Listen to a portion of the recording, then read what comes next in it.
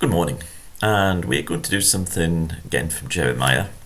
Just a thought which struck me. One of the best things about reading the Bible, or one of the things which, well, obviously lots of good things, but is when you read something in the Old Testament and you see there's something in the New Testament which is very similar and which so closely ties in with it.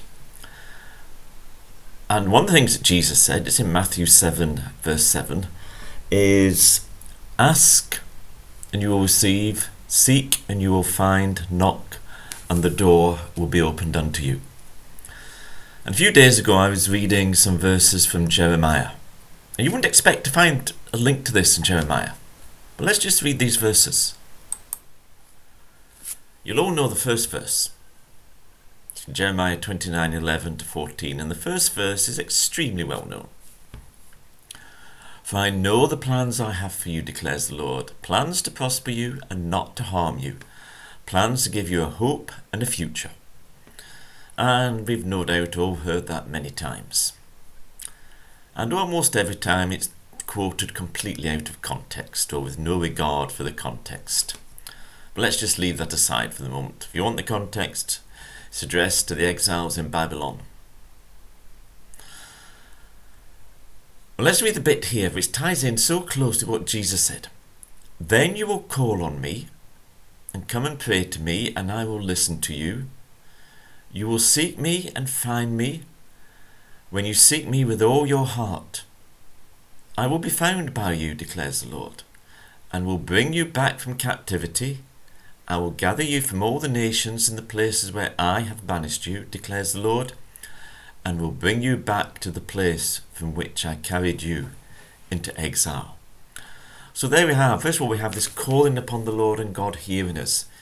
Sometimes when we talk about prayer, we kind of look at asking prayer as kind of a second-rate prayer, that we should do more than that.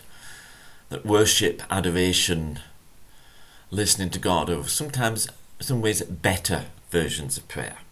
Now, asking certainly isn't all that we should do. But if you look in the Bible, one of the signs of a people who are walking faithfully with God is that they call upon the Lord. They ask the Lord and he answers them. You look at Jesus' teaching on prayer, and an awful lot of it is about asking. Remember, there's the persistent widow, the cheeky widow, you might call her. People who asked, Jesus delighted in it. And they have, I will be found by you. This is the people who were lost. They were in exile because of their sin. They'd been banished there by God. It says, I will be found by you. When you seek me with all your heart, then about the door being opened, I will bring you back from captivity. They were kind of locked in a prison. But God would bring them back. That's how God is. He's a God. He wants us to seek him with all our heart. He wants us to ask of him. And he is a God who sets us free. Sets us free to be the people whom he wants us to be. So ask, seek and knock. And remember, it actually comes, or really ties in or comes from the Old Testament. An awful lot of the New Testament does. So on that thought, I'll just leave you.